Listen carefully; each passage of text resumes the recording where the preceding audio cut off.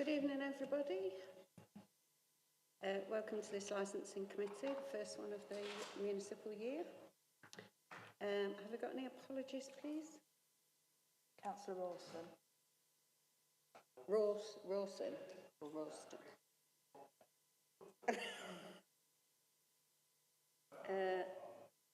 Anybody else? Thank you.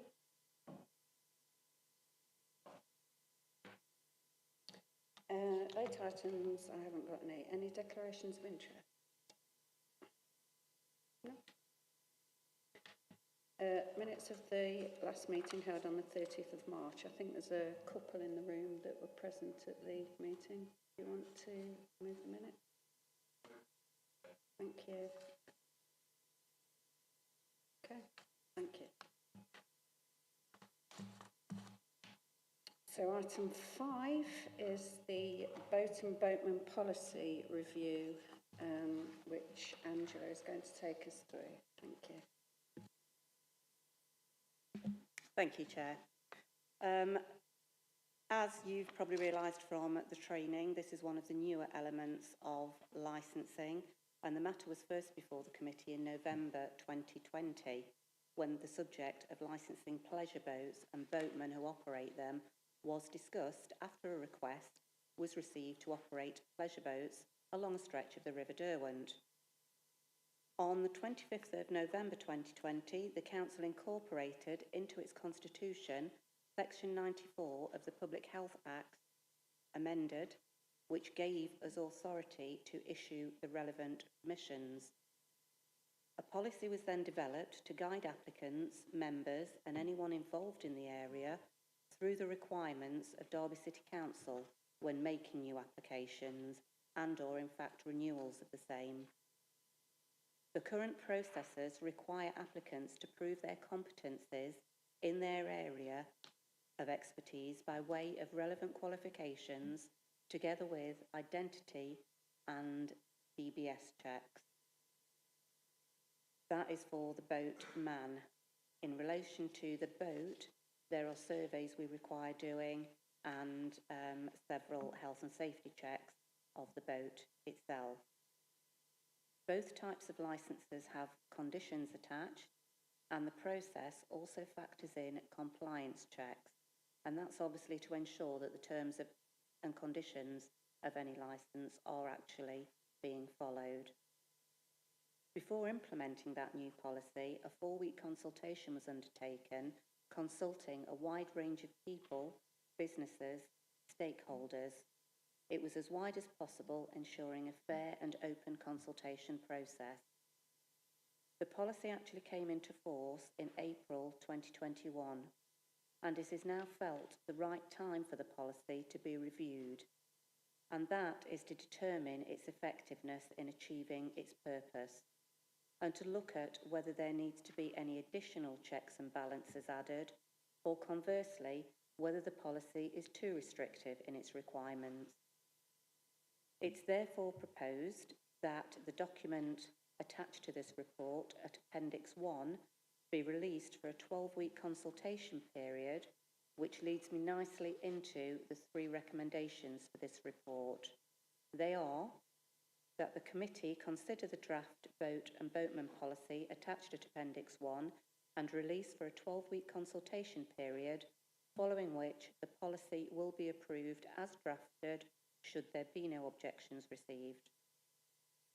Secondly, that the committee delegate authority to make minor changes to the draft policy following any responses to the consultation to the Head of Service for Licensing and the Licensing Manager in consultation with the Chair of this committee.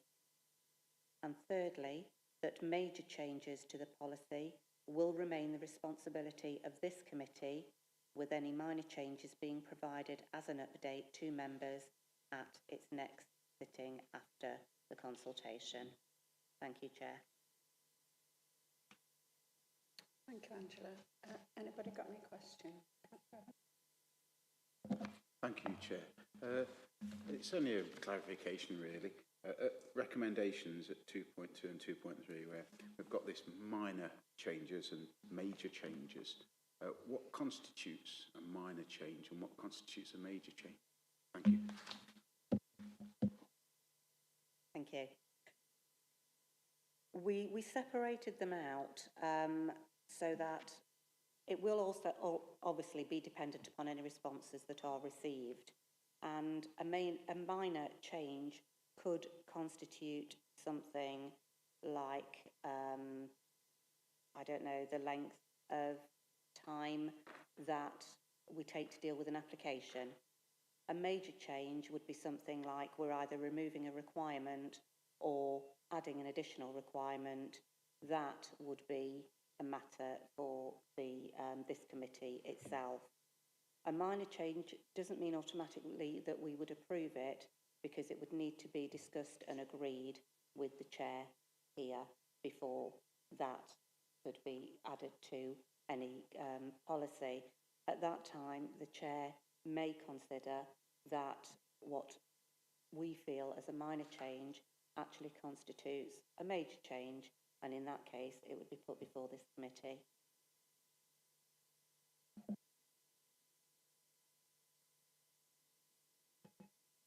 I've got a question.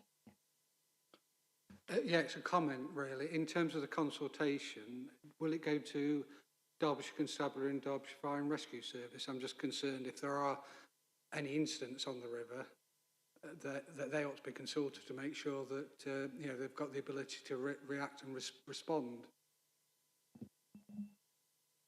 Yes, I can confirm that the responsible authorities as we know them, as I mentioned in other times, police, environmental health, all those people that we would generally serve an application on will be notified of the new consultation.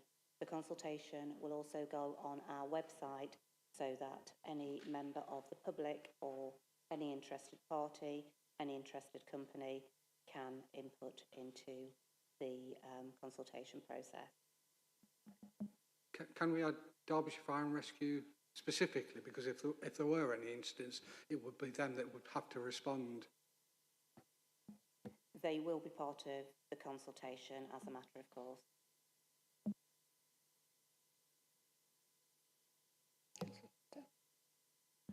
Thank you, Chair. Whilst the document outlines the applicant and the relevant document that the applicant must obtain, is there anything for members of the crew or any training required for members of the crew, or is it just the applicant?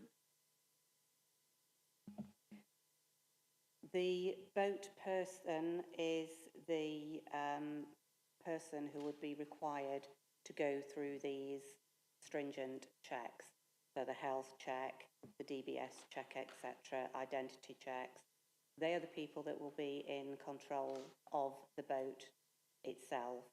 So those are the people that we have, that we made a decision on last time, would be the people that are required to pass the testing criteria.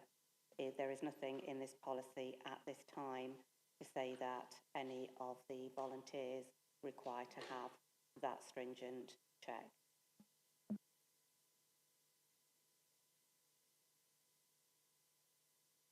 I just have a question, if I may. In relation to that then, presumably there's going to be several applications, obviously different people taking. Is there only one boat, I think? But then we'll need several people to. So in terms of a complaint procedure, a bit like a taxi, if somebody has a complaint against that person, is it the same? Is it going to be the same procedure as a taxi? Will they be subject to Derby points, or how does that work? The complaints procedure will be through licensing. So complaints would be asked to be forwarded to the licensing inbox. That would then be evaluated by an enforcement officer. If it was a boat person, would be investigated by the enforcement officer, and then any relevant sanctions taken. That could include coming back before the committee for any such permission to be removed. Thank you. And another level of public safety, will the people be identifiable? Will they have to wear a badge with a picture on it, for instance, so that they can be identified? Because obviously, again, if there's more than one, somebody would need to be able to identify them. We haven't issued any badge as such. They get their licence so that they are licensed to hold the standing of a boat person. That is something that could be factored in to a consultation response.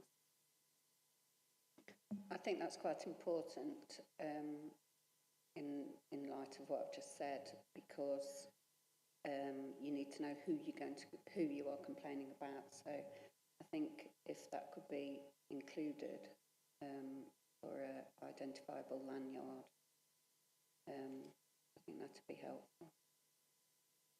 Any more questions? Yes.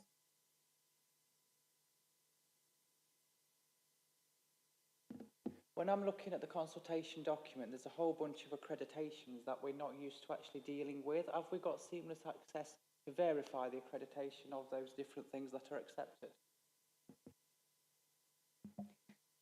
The verification of the application, which will include the verification of the certification, is done by officers as the application is received in the licensing team.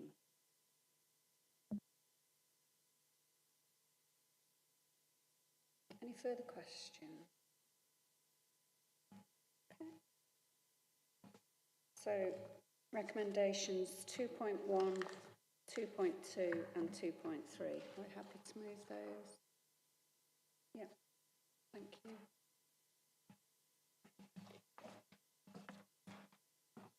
So moving on to item 6, which is taxi licensing, administration and compliance activities 22 to 23, and that's Mike. Thank you. Yeah, thank you, Chair. Good evening, members. This report provides information on the taxi licensing activities undertaking during the 2022 to 2023 year. The information at Appendix 1 sets out the number of requests for service received by the licensing team and the number of licences that have been processed during the period. The total number of licences in place as of the 4th of April 2023. So that figure may have slightly changed since that period. Appendix 2 sets out the vehicle compliance work that's been carried out during the period. The purpose of this work is to identify vehicles that appear to fall below the council's standard that we have in place for licensed vehicles. It's probably worth noting that it doesn't necessarily indicate the general condition of all licensed vehicles that we have. Appendix 3 sets out knowledge test and safeguarding course statistics for the period and information on the compliance and enforcement related exercises that have been undertaken. Appendix 4 sets out the age breakdown of the vehicles licensed as at the 4th of April 2023. So again, that may well have changed since that date. The information contained in Appendix 5, that sets out a breakdown of the Derby penalty points that have been issued during the 22-23 year and the number of notices that have been issued by the licensing team. And then finally, the information contained at Appendix 6 sets out the number of taxi licensing subcommittees that have been held during the period and the number of appeals that have been made against committee and officer decisions and the outcome of each of those appeals. The report's provided for information, Chair, and the recommendation is to note the contents of the report. Thank you. Thank you, Mark. Questions, anybody? No question.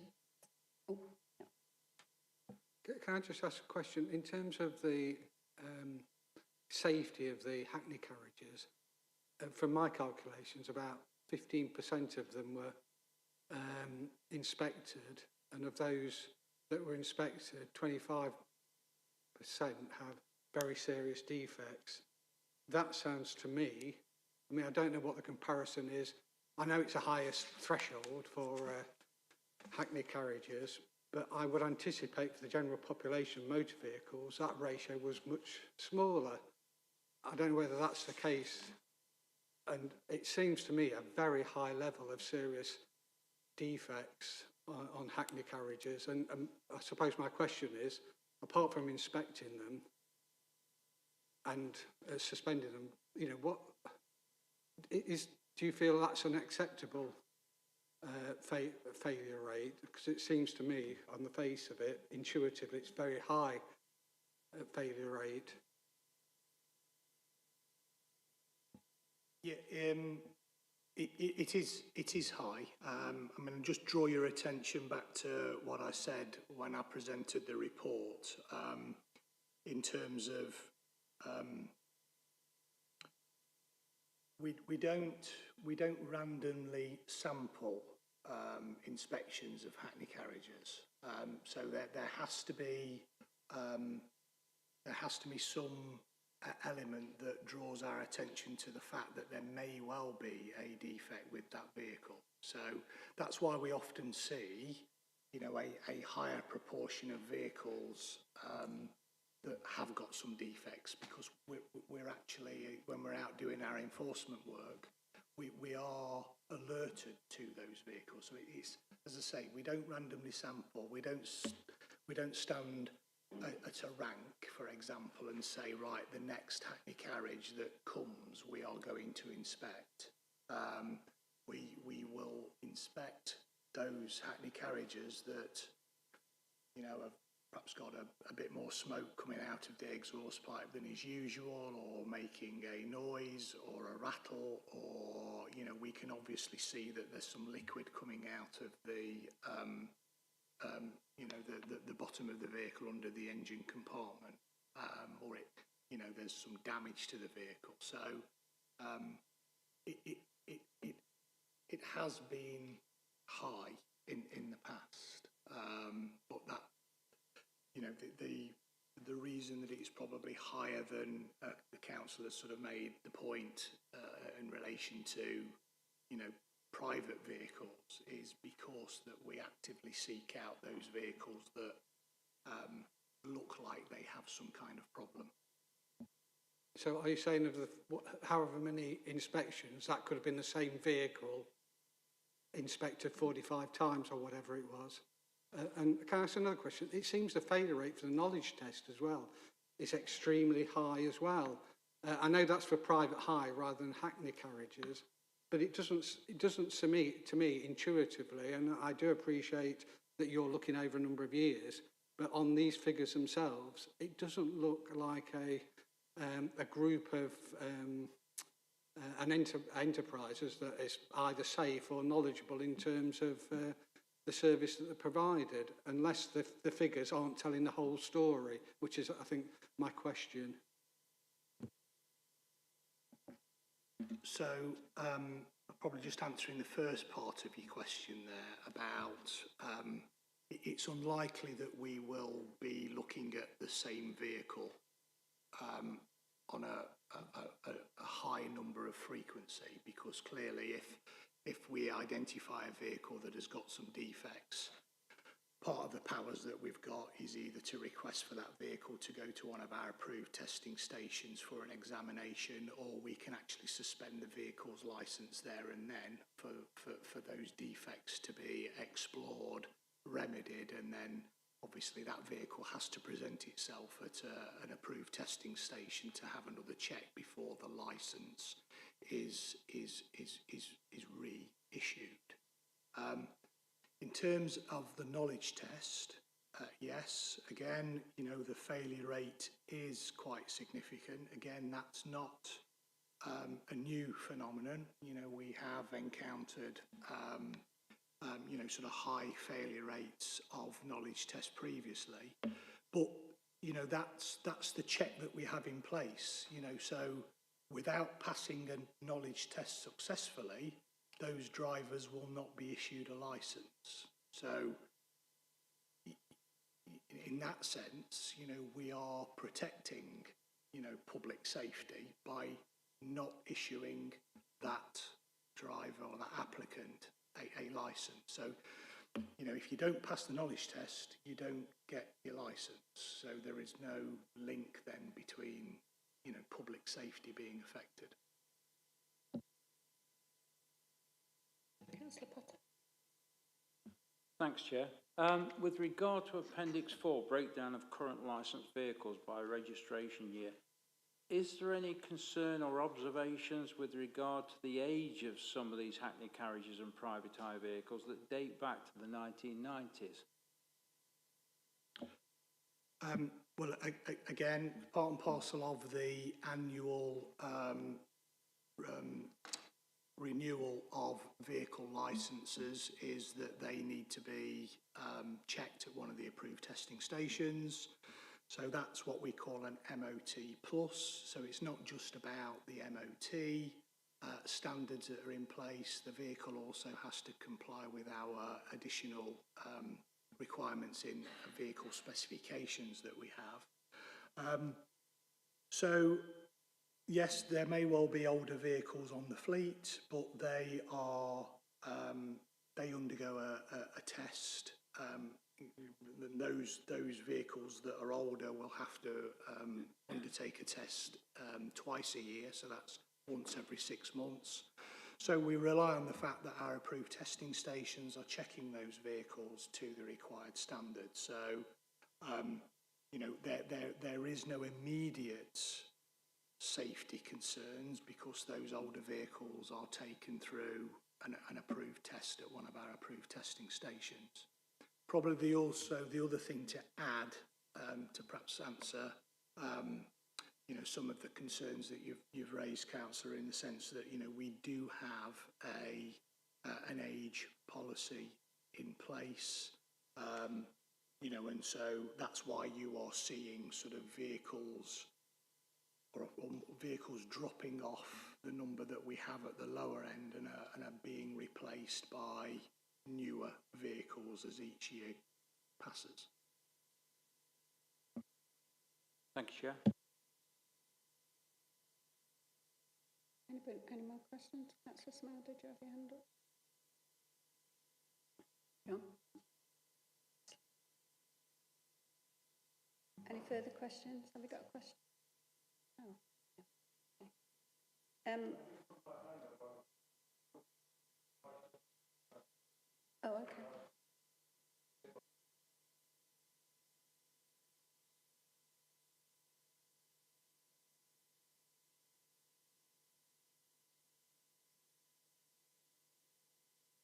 I just have a quick question. Is there any age information on the ones with the 27 serious defects? Do you have any knowledge of how old those vehicles were? Just for interest.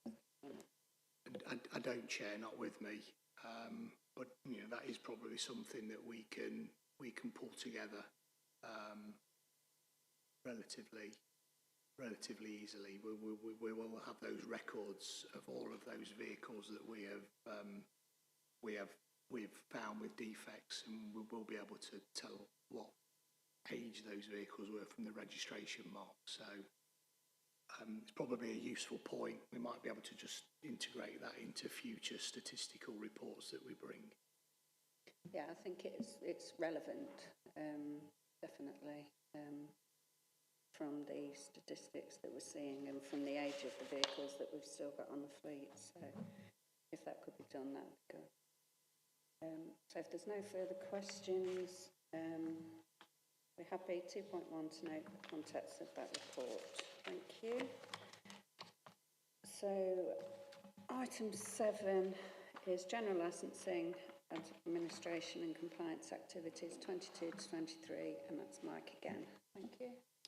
Yeah, it is, Chair. Thank you. And in a similar vein to the previous report, This one provides information on the activities that the General Licensing Service has undertaken during the 22-23 financial year. Information is just contained in the one appendix, Appendix 1, that sets out the number of requests for service that have been received by the licensing team. And that includes the number of various licences, permits and registrations that have been issued during the period. And it also details the compliance work and other licensing activities that have been undertaken. I'm happy to take sort of questions on any of the detail in Appendix 1, Chair. The report's provided for information and the recommendation is to note the contents of the report. Thank you, Mike. Any questions? Thank you. Thank you, Chair. It's probably an easy one, really. I don't know what free literature permit is. Yeah, I can clarify that. So the distribution of free literature, so it's the people who stand, you know, on the streets handing out literature about events that or promoting sort of particular premises, you know, sort of activities, advertising material. We introduced a registration permit scheme for that a number of years ago, and that sort of followed the influx of people handing out literature for then people to walk 20, 30 yards up the street after reading it and throwing it on the floor. So it was a problem that was being experienced by our Street Pride city centre cleaning teams, and so we sort of acknowledged, you know, that there was an issue with that and the need to require anybody who wants to distribute that to be able to pay a fee, which then helps with any clean-up costs that are associated with it.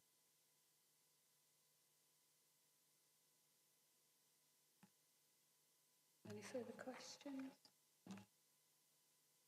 Okay, thank you very much. So 2.1, to note the contents of that report, and that is the end of the meeting. Thank you very much to everybody. See you next time.